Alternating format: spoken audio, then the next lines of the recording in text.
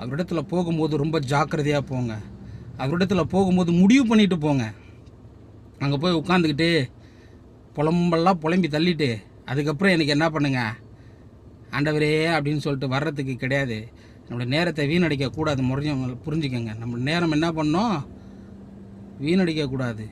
தேவன் ரொம்ப கரிசனை உள்ளவராக நம்மளை காத்துக்கிட்டு இருக்காரு. என் பிள்ளை என்ன என்கிட்ட கேட்க போகுது அப்படின்ட்டு. ஒரு தகப்பன் தான் பிள்ளைங்க என்ன விரும்பி கேட்குதுன்னு ஆசைப்படும் போது ஏன் தகப்பன் அவர் கேட்க மாட்டாரா? ஆனால் நான் என்ன பண்ணுறேன், போயிட்டு அழுதுகினே உட்காந்துருந்தேன்னா எப்படி கேட்பாரு?